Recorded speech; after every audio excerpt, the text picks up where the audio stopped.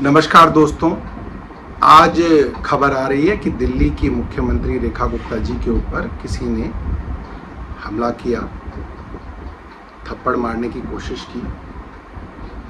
मेरा मानना ये है कि ये पूरी तरीके से निंदनीय है।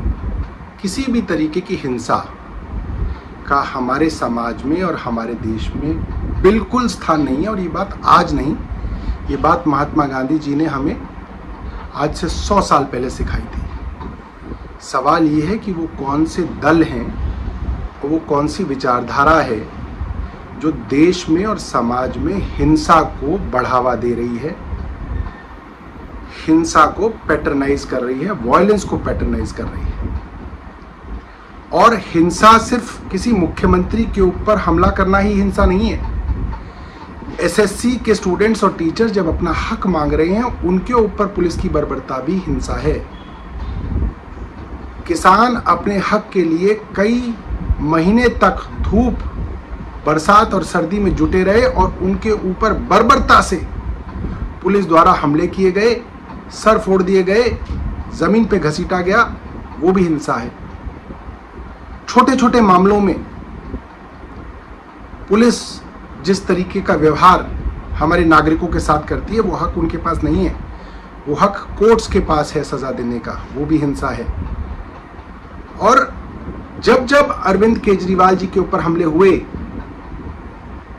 मसलन अभी इलेक्शन के दौरान एक हमला हुआ, हमारे ही विधानसभा का भारतीय जनता पार्टी का कट्टर समर्थक, जिसको हम जानते हैं, उसने अरविंद केजरीवाल जी के ऊपर रैली में हमला किया, एक स्पिरिट जैसी चीज फेंकी, मेरे ऊपर भी गिरी। भारतीय जनता पार्टी ने कहा कि वो सिविल डिफेंस वॉलंटियर था और क्योंकि वो अरविंद केजरीवाल से नाराज था, इसलिए उसने ये हमला किया। जब जब अरविंद केजरीवाल जी के ऊपर हमले हुए, भारतीय जनता पार्टी के प्रवक्ता ने ये कहा कि साहब, दिल्ली के लोग बहुत नाराज हैं, इसलिए अरविंद केजरीवाल के ऊपर हमले किए गए। हम ये नहीं कहेंगे कि रेखा गुप्ता जी से दिल्ली की जनता नाराज है इसलिए हमले किए, नहीं। मैं मानता हूं कि रेखा गुप्ता जी से दिल्ली के लोग नाराज हैं, मगर फिर भी नाराजगी का मतलब ये नहीं है कि आप किसी के ऊपर हिंसा करें, हमला करें। ये पूरी तरीके से गलत है। मगर मैं भारतीय जनता पार्टी को ये कहना चाहता हूं कि आज हम लोग बड़े दिल से आपका साथ दे रहे हैं, क्योंकि हम लोग ये नहीं सोचते कि हमला भारतीय जनता पार्टी पे हुआ या कांग्रेस पे हुआ या हम पे हुआ।